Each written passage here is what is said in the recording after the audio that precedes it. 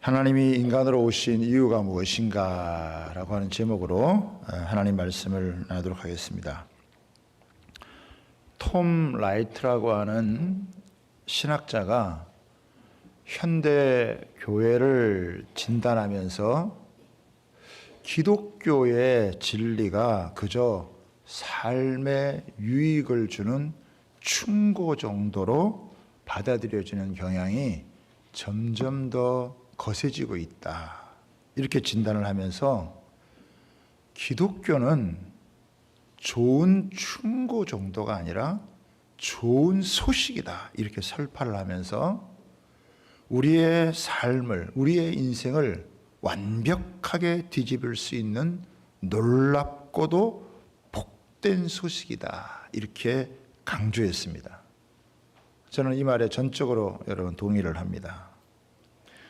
이 놀랍고 복된 소식을 제대로 우리가 누리려면 예수님에 대해서 정확하게 알아야 된다는 것입니다. 두리뭉실하게 그냥 대충 알아서는 안 되고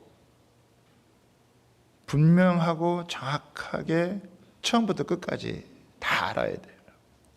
왜? 기독교의 핵심은 예수 그리스도란 말입니다. 예수님의 탄생, 예수님의 공생애, 예수님의 죽으심, 예수님의 부활, 예수님의 승천, 예수님의 다시 오심, 이게 다 연결되어져 있어요. 이거 하나하나에 굉장한 진리가 담겨 있고 우리를 향한 하나님의 놀라운 그 구원의 은혜가 담겨져 있기 때문이라고 하는 것입니다. 어느 거 하나라도 믿을 수가 없다면 사실은 전부를 다 믿지 못하는 것입니다. 오늘 이제 우리가 읽은 본문 내용은 주로 이제 성탄절 때 예수님의 탄생에 대해서 많이 다루는 이야기지만 우리가 이제 마태복음을 묵상을 하면서 이 부분을 우리가 이 10월에 이 가을에 묵상할 수 있다고 하는 게 또 얼마나 좋은지 모르겠습니다. 내용은 이제 이런 거예요. 유다 가문에 그 요셉이라고 하는 청년이 있었는데 마리아라고 하는 여인과 정혼을 한 사이예요. 정혼은 결혼하기 한 1년 전에 맺는 것인데 결혼은 아니지만은 거의 결혼과 같은 효력을 갖고 있는 거예요. 그래서 부모의 동의가 있으면 같이 동거를 이제 하기도 하는 것입니다.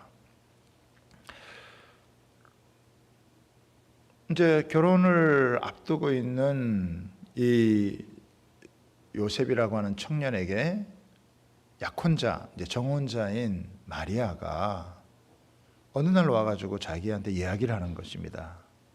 요셉 씨, 내가 하는 말을 꼭 들어주세요. 그 내가 하는 말은 거짓이 아니니까 이 이야기를 꼭 믿어주시기 바랍니다.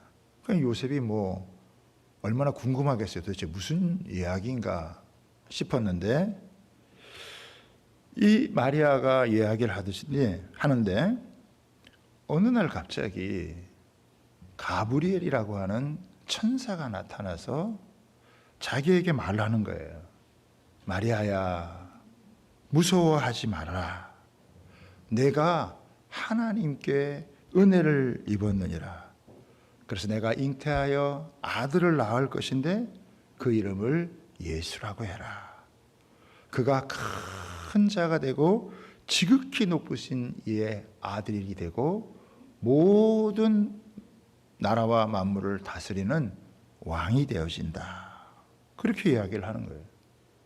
그러니까 이 마리아가 깜짝 놀라서 나는 아직 남자를 알지 못하는데 이런 일이 어떻게 있을 수 있겠습니까? 그러니까 이 천사가 다시 성령이 내게 임하시고 지극히 높으신 하나님의 능력이 너를 덮으리니 너를 통해 나실 분은 하나님의 아들이라 일컬어지리라. 내 친족 엘리사벳은 임신하지 못한다고 했는데 이미 그녀가 임신한 지 6개월이나 되었다. 대저 하나님의 말씀은 능치 못함이 없느니라.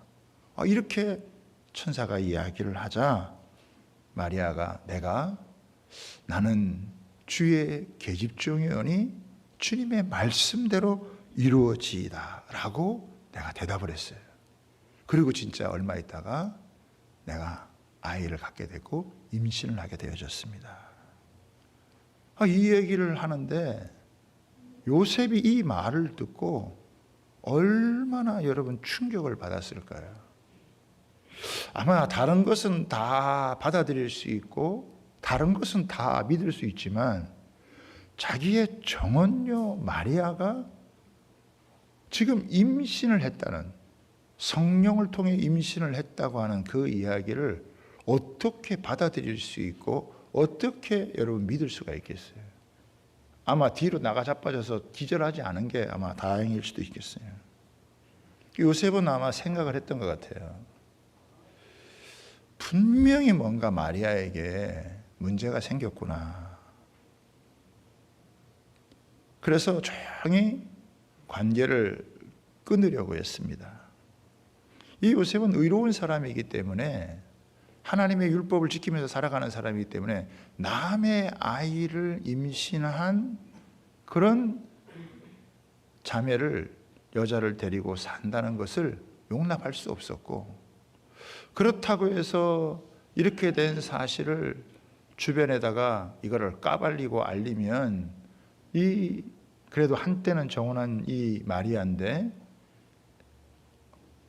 그를 사회적으로 매장을 시키는 그런 일은 할 수 없다 생각을 해가지고 조용히 이것을 그냥 묻어두고 조용히 이 관계를 끊으려고 했다고 하는 것이죠. 여러분 20절에 보면은 이 일을 생각할 때라고 하는 말이 나오는데, 여러분 이 문제를 놓고 얼마나 요셉이 고민을 했을까요? 얼마나 여러분 이 문제를 놓고 기도를 했겠습니까? 이게 도대체 무슨 일이지? 나의 정혼한 여자가 다른 남자의 아이를 뵀다라고 하는 게, 이걸 뭐 성령으로 잉태했다 그러고 이 아이가 만물을 다스리는 만왕의 왕이 될 것이다라고 하는, 이거 뭐 도저히 이해할 수도 받아들일 수도 생각할 수도 없는 이런 문제를 이걸 어떻게 받아들여야 되는지 뭐 너무 고민이 되지 않겠어요? 너무 갈등이 되지 않겠어요?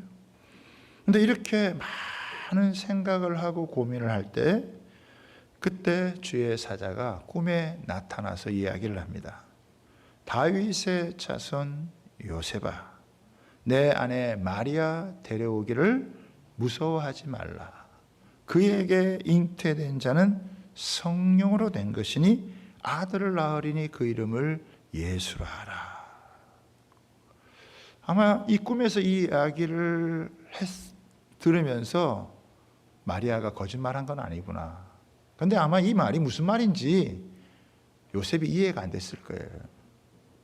그러나 이해는 되지 않았지만 그 주의 사자의 분부대로 그대로 순종을 해서 이 마리아를 데려오고 그 마리아가 출산을 하기까지 동침하지 않았다라고 하는 거예요. 사실은 참 받아들이기 어렵고 순종하기 어렵지만 그 꿈의 주의 사자의 말씀대로 순종한 모습을 여러분 볼 수가 있습니다. 예수님이 동정녀 마리아에게서 태어났느냐 안 태어났느냐, 이것을 믿느냐 안 믿느냐라고 하는 것은요, 우리 신앙에 있어서 굉장히 중요한 문제예요. 교회를 다니는 신자라면은 뭐 이런 것은 다 믿을 것 같잖아요. 그런데 실제로 이거를 조사를 해보니까 이거를 믿느냐, 정말 동정녀에서 예수님이 탄생된 것을, 이것을 믿느냐라고 하는 것을 물어보니까 한 5, 6명은 제대로 정리가 안 된 채 그냥 교회를 다니는 거예요.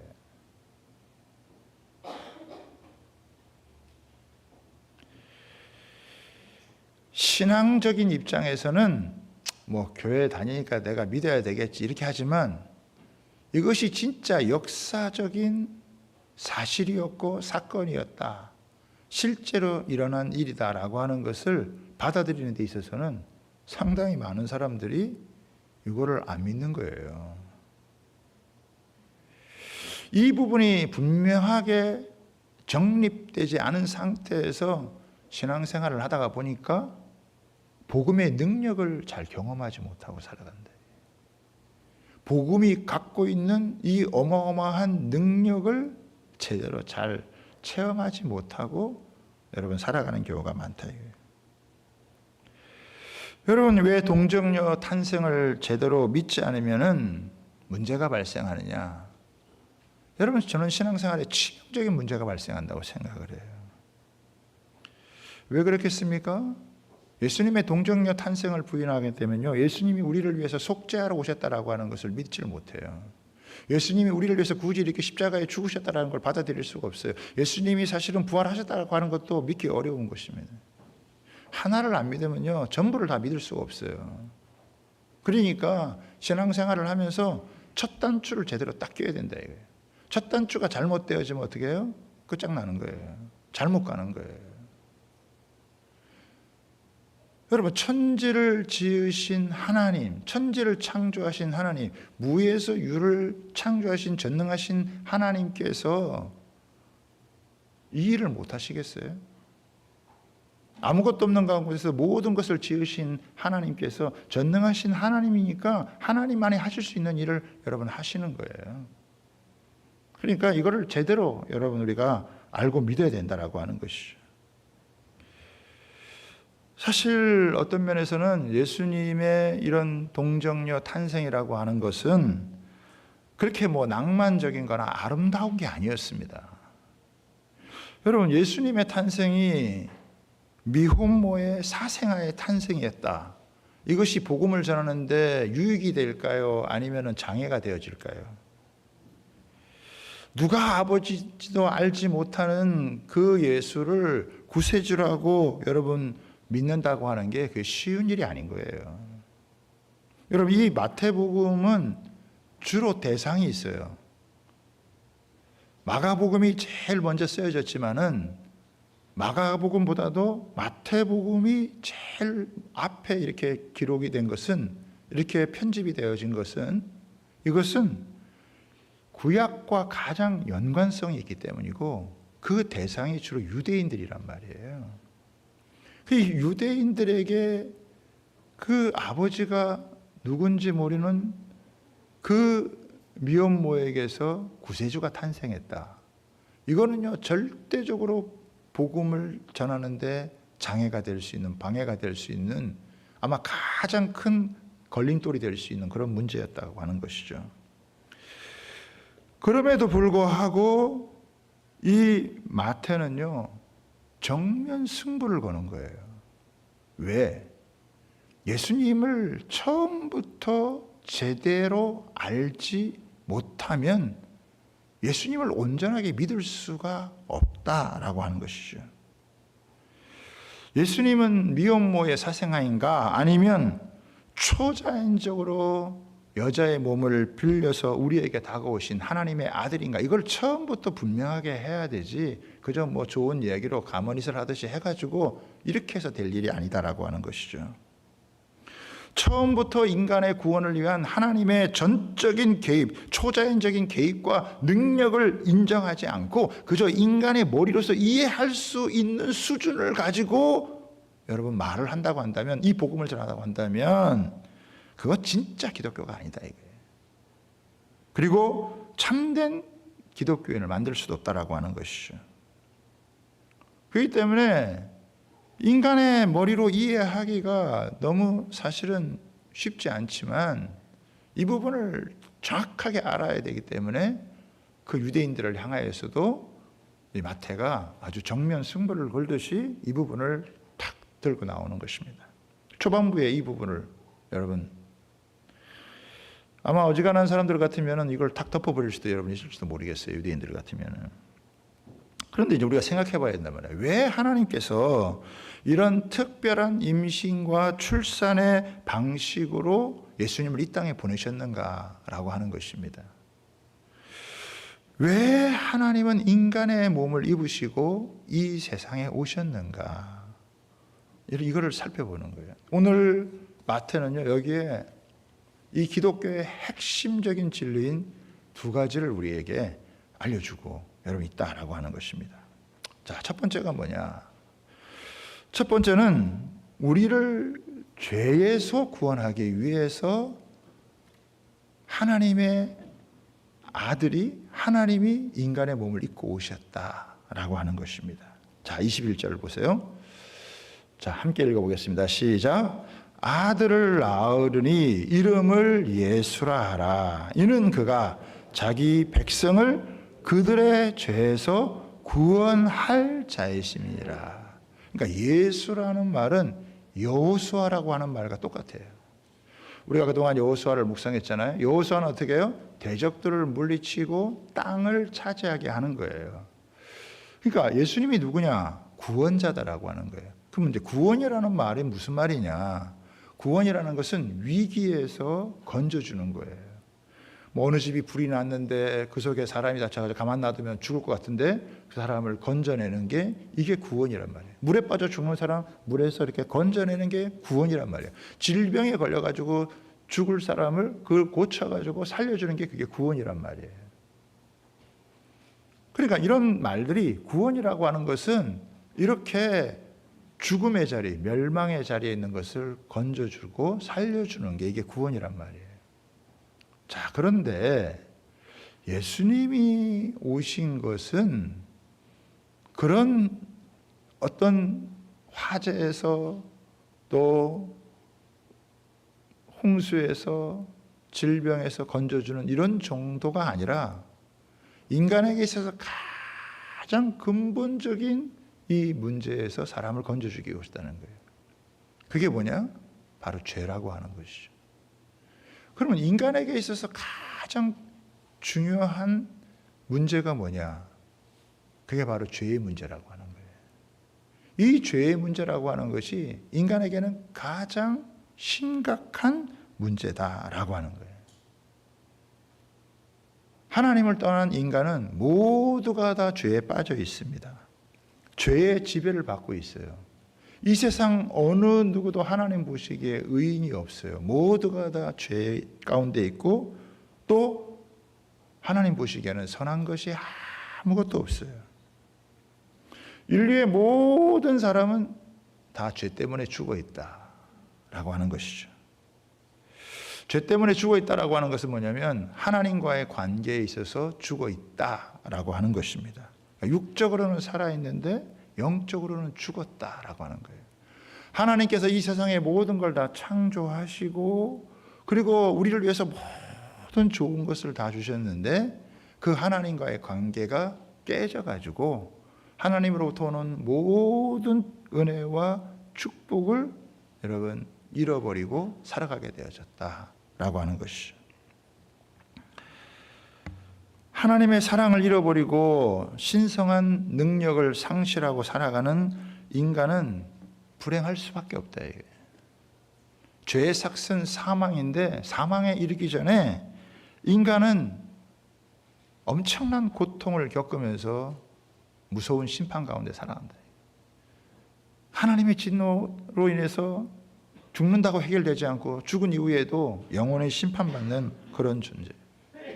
그러니까 이게 죄라는 바이러스가 인간에게 찾아와서 모든 걸 망가뜨려 버렸어요. 인간의 육체를 파괴하고 인간의 영혼을 파괴하고 인간의 생명을 파괴하고 인간성을 다 파괴하고 모든 관계를 여러분 깨뜨려 버렸어요. 무서운 일이라 이거죠. 죄는요 하나님의 축복을 갉아먹는 바이러스와 같아요. 무서운 여러분 이 독거머리와 같은 거예요. 그러니까 하나님의 축복을 다 바꾸어서 저주로 만드는 거예요. 불행으로 만드는 거예요.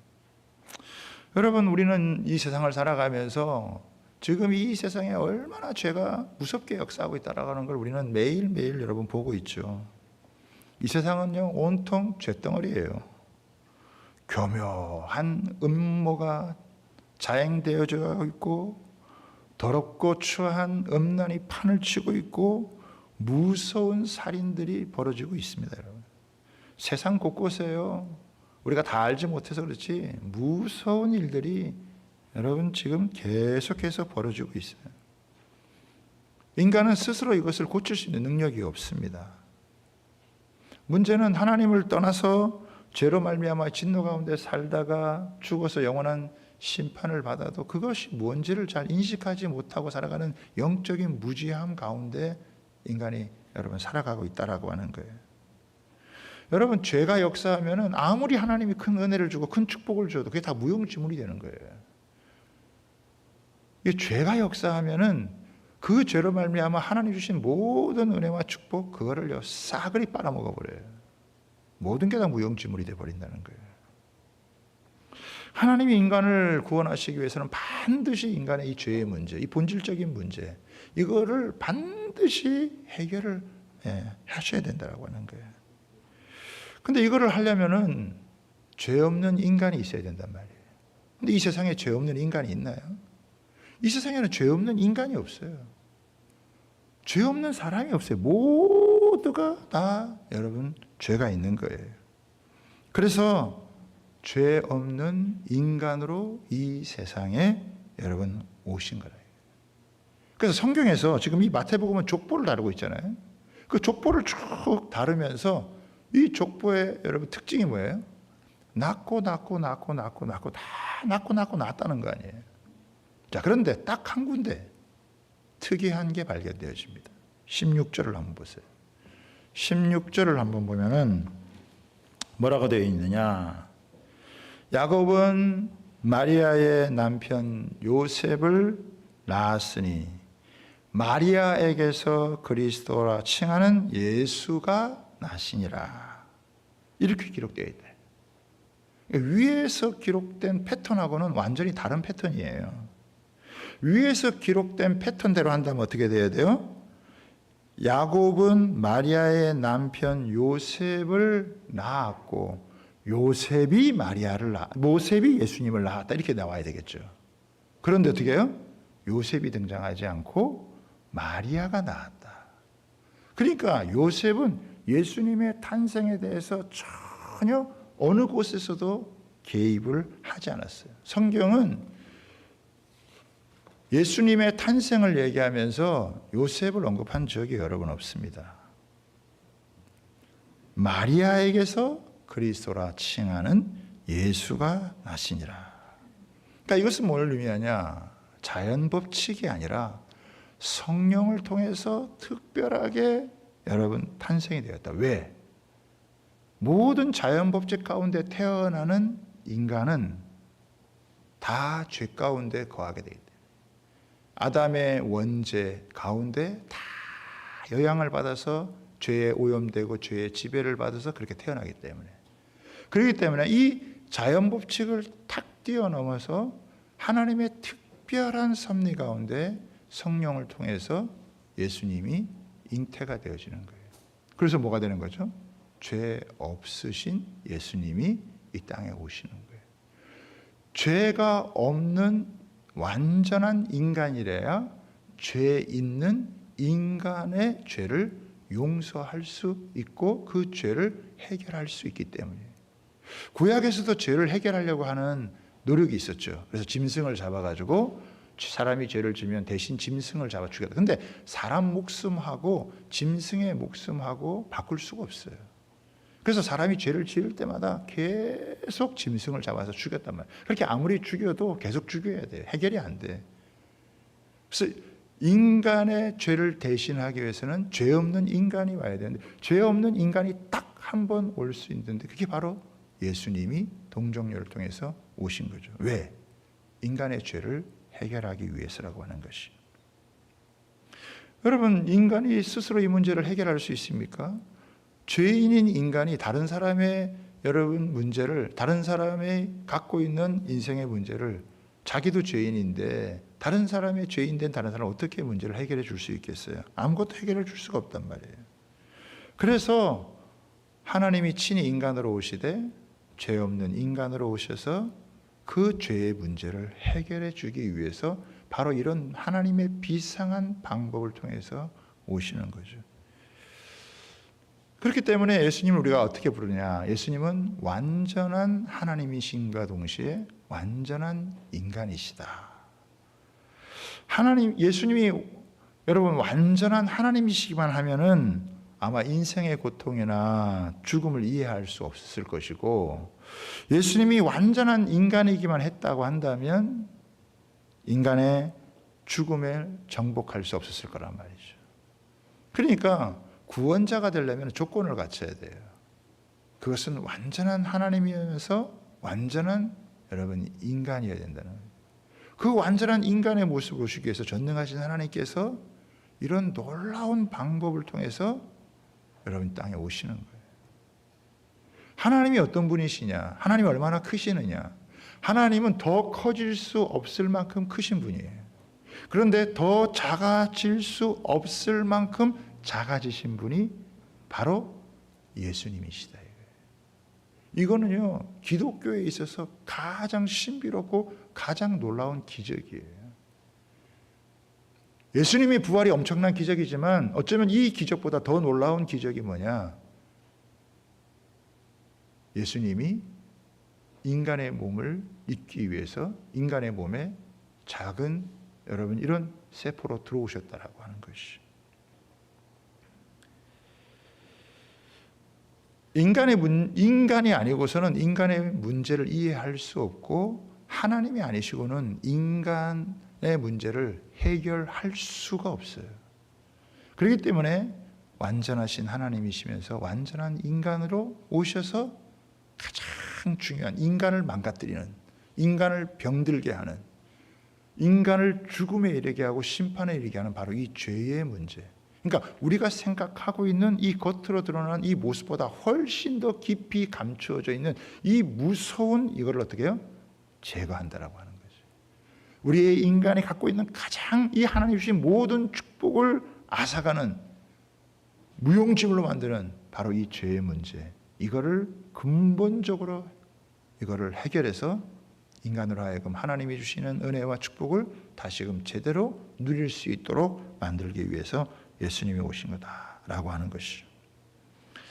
그래서 이 예수님을 제대로 알고 믿어야 죄의 지배에서 벗어나게 되고 죄의 저주에서 벗어나게 되어지고, 그리고 하나님이 주시는 진정한 하나님의 복을, 하나님의 축복을 받을 수 있게 되어진 것이다. 이건 사람이 이해한 게 아니에요. 하나님이 우리에게 계시를 통해서 알려주시게 되어진 것이죠. 자, 그럼 두 번째는 또 뭐냐? 왜 인간으로 오셨느냐? 임마누엘의 은혜를 누리게 하기 위해서다라고 하는 거예요. 22절, 23절로 한번 보겠습니다. 같이 한번 읽겠습니다. 시작. 이 모든 일이 된 것은 주께서 선지자로 하신 말씀을 이루려 하심이니 이르시되, 보라, 처녀가 잉태하여 아들을 낳을 것이요 그의 이름은 임마누엘이라 하리라 하셨으니, 이를 번역한 즉 하나님이 우리와 함께 계시다 함이라. 여기 보면은 이 모든 일이 된 것은 주께서 선지자로 하신 말. 이 선지자가 누구냐? 이사야라고 하는 선지자예요. 이사야는 예수님이 오시기 700년 전에 예언을 한 거예요. 그 왜 이 예언을 했느냐? 남유다의 이 선지자였는데 북이스라엘이 다른 나라와 연합을 해서 쳐들어온다는 거예요. 그럴 때 처녀가 잉태하여 아들을 낳았는데 임마누엘이라, 이거를 예언한 거예요. 맥락이 뭐냐면 지금 엄청난 이 대적이 쳐들어오는데 그 대적을 막아내기 위해서 유다는 불안할 수밖에 없고 여러분 마음을 졸일 수밖에 없잖아요. 근데 이 이사야가 선지자가 예언하는 내용은 뭐냐면 처녀가 남자와 잠을 자지 않고 잉태할 수 있는, 다시 말하면 하나님이 전능하신 능력으로 너희를 지켜주기 때문에 너희들은 걱정하지 마라. 너희들은 염려하지 마라. 이걸 말씀하는 거예요. 그러니까 이거는 뭘 의미하는 거냐? 하나님의 최고의 위로와 하나님의 최고의 사랑을 여러분 표현을 하는 거예요. 여러분 생각을 해보세요. 구약의 하나님이 여러분 어떤 하나님입니까? 우리가 지난번에 우리가 출애굽과 여호수아를 여러분 묵상을 했지만은 모세가 시내산에 올라갔을 때 빽빽한 구름 가운데 하나님께서 임재하셨어요. 그 위험이 얼마나 컸던지 이스라엘 백성들은 자기들은 도저히 그 하나님을 만날 자신이 없으니까 모세가 혼자 올라가라 그래요. 모세도 하나님을 직접 본 게 아니에요. 대면한 게 아니에요. 하나님께서 모세의 여러분 뒤를 그냥 이렇게 모세로 하여금 하나님의 뒤를 보게 해주신 거죠. 그러니까 하나님은 어떤 분이시냐? 하나님은 너무 거룩하신 분이시고 초월적인 분이시고 엄위하신 분이시라 이거예요. 이스라엘 백성들이 광야를 지날 때 하나님이 성막을 짓게 했단 말이에요. 조그만 성막을 짓게 했어요. 거기서 하나님 만나 주신 거예요.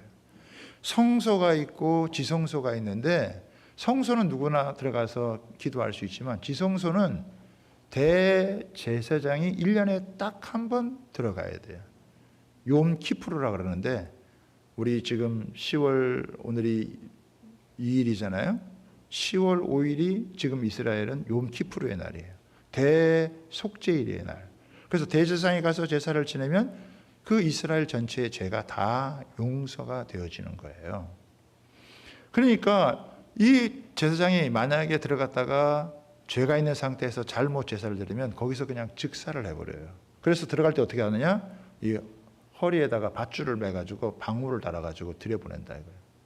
딸랑딸랑 이렇게 소리가 나면 살아있구나. 근데 소리가 없이 가만히 있으면 어떻게 해요?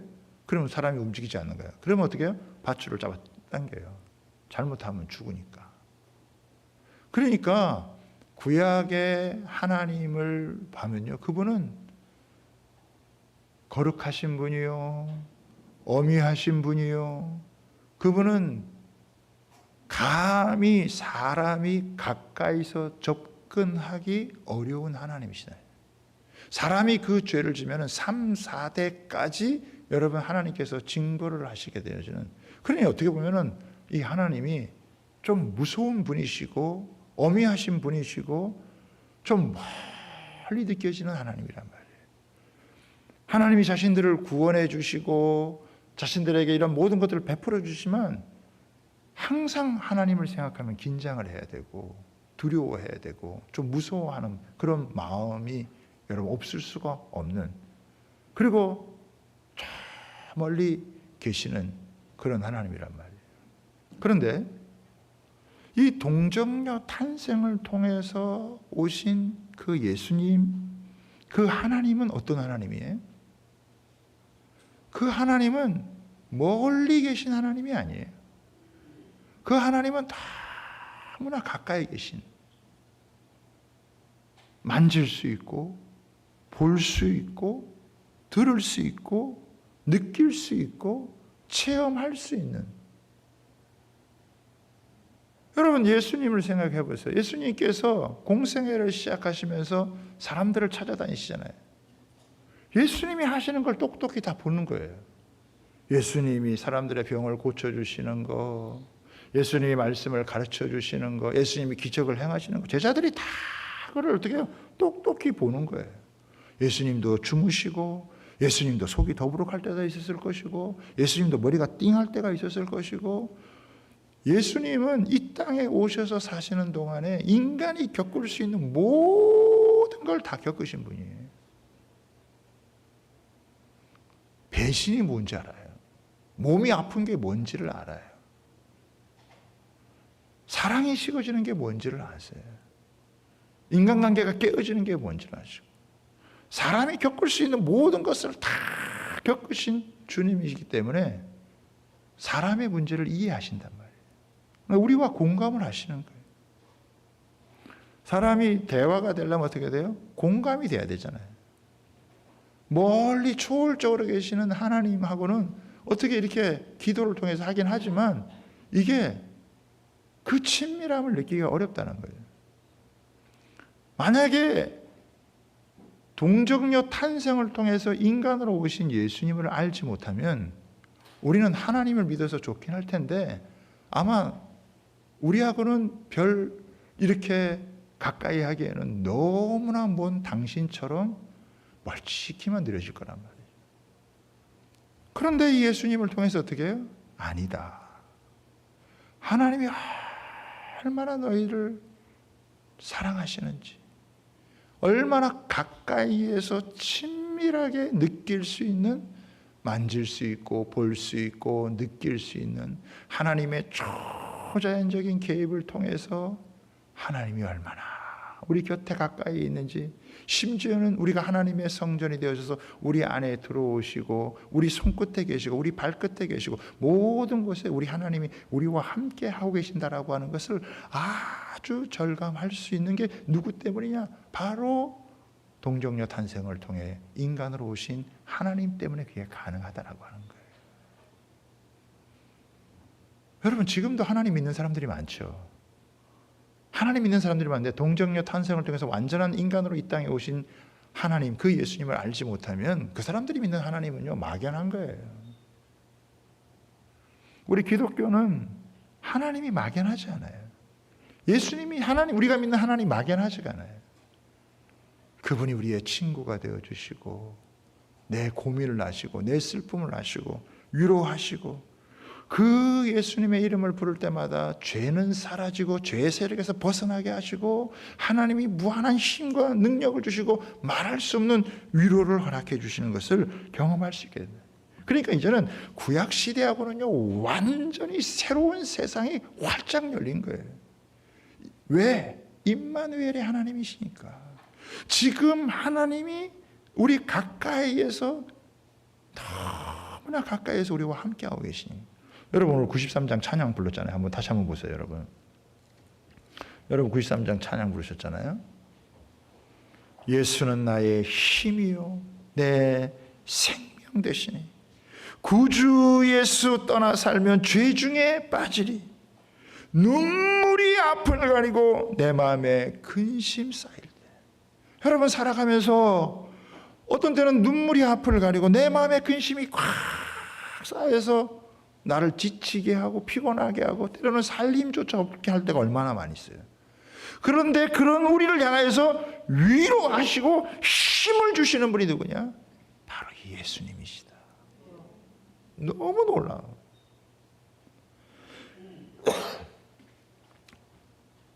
제가 여러분이 좀 이해하기 쉽게 간단하게 예를 들어서, 우리 교회에 와서 이렇게 예배를 드리시는 여러분들 중에서 어떤 분들은 이제 교회 등록하지 않고 그냥 예배 드리고 이렇게 가시는 분들도 계시잖아요.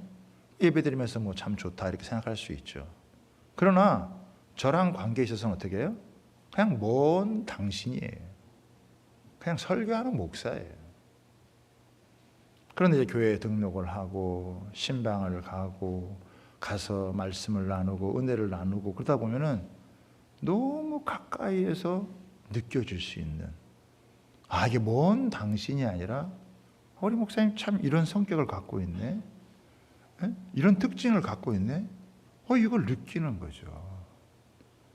여러분, 만약에 하나님이 이런 식으로 오지 않았더라면 우리가 믿는 하나님은 너무나 추상적이고 너무나 멀리 계시고 너무나 거룩하기만 하시고 위험하기만 하시고 접근이 불가능하다.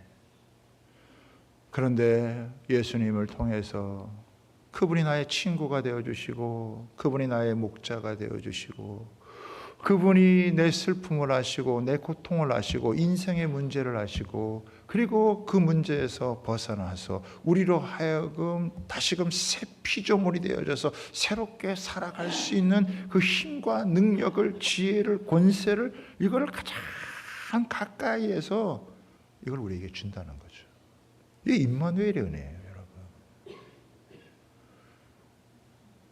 여러분, 아직도 하나님을 믿으면서도 이렇게 완전한 인간으로 오셔서 나를 있는 그대로 다 이해하시고 받아줄 수 있는 주님 만나지 못하면요, 어쩌면 하나님 믿는 것도 비상적인 거예요. 막연하게 여러분 믿을 수 있는 거예요. 그런데 이 예수님을 제대로 다 알면 하나님께서 자신을 비워서 그 높고 높은 그 영광스러운 그 지위를 다 내려놓으시고 이 땅에 오셔서 나와 함께 호흡할 수 있고 내 슬픔과 고통과 아픔과 눈물과 괴로움을 다 이해할 수 있고 그것을 놓고 우리가 주님 앞에 나아가서 이야기할 때 주님께서 우리를 한없는 주의 사랑으로 위로해 주시고 그 문제를 해결하고 이길 수 있는 그런 능력을 주신 거예요. 그러니까 지금 이 마태가 지금 왜 예수님께서 인간으로 오셨느냐 두 가지 딱 하는 거예요. 하나님의 모든 사랑과 은혜와 축복을 갉아먹는 죄의 문제, 이게 해결되지 않고서는 인간은 아무리 돈이 많이 있든지 아무리 많은 권력이 있든지 그거가 다 무용지물이 된다. 그래서 근본적인 죄의 문제를 완전한 인간으로서, 죄 없는 인간으로서 이것을 해결하고, 그리고 그 하나님이 얼마나 가까이에 있는지.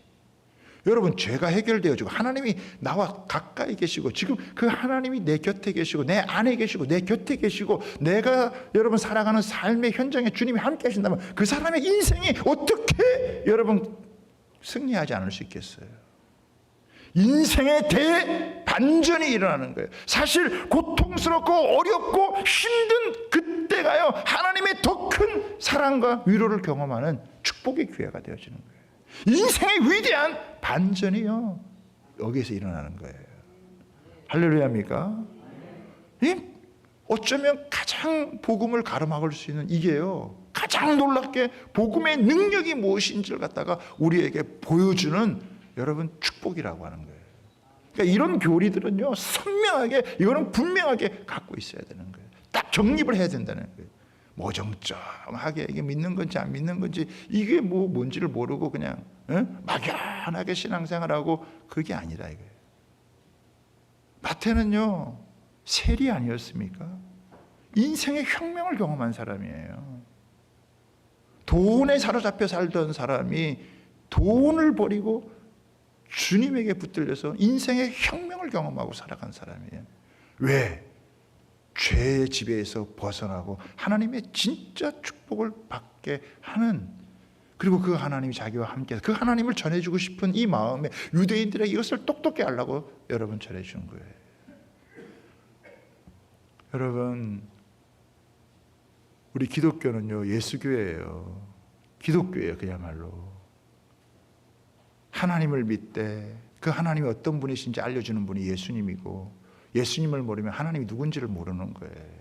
하나님 믿고 싶다고 해가지고 자기 마음대로 믿는 게 아니에요. 예수님을 통해 믿는 거죠. 아, 이 예수님 때문에 내 죄가 사라지는구나, 내 죄가 용서받는구나, 내 모든 죄, 그 죄를 통해서 사탄이 우리의 인생을 완전히 망치려고 하는 것을 하나님께서 완전히 회복을 시켜주시는구나.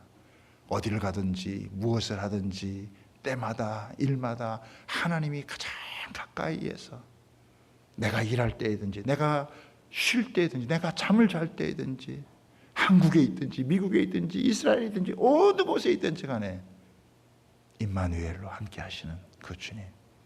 여러분, 이거 믿는 사람들이요, 인생의 혁명을 갖고 변화된 사람들이요 수없이 많아요. 사도행전 성경을 보세요. 처음에는 비리비리하던 뭔지를 모르던 사람들, 그냥 기적을 좀 경험하고 감격했던 사람들이 예수님의 이런 십자가의 죽으심과 부활을 통해서, 그리고 나중에 예수님이 탄생하신 이 사건을 바라보고 그들이 엄청나게 여러분 변화되었죠. 완전히 새로운 차원의 인생의 문이 열린 것을 살아가게 되어지는 그런 모습을 보게 된 거예요. 저는 여러분에게 이런 은혜가 있게 되기를 바랍니다. 하나님이 우리에게 주신 모든 축복을 빼앗아가는 죄의 지배에서 예수님의 이름만이 벗어나게 할 수 있고, 그 주님이 오늘 우리와 함께 하셔서 임마누엘 하시는 그런 은혜를 여러분 이 10월 달에도 또 2022년 한 해에도 하나님께서 평안하는 은혜를 주시는 그 은혜를 누리고 살아갈 수 있게 되기를 주님의 이름으로 부탁하고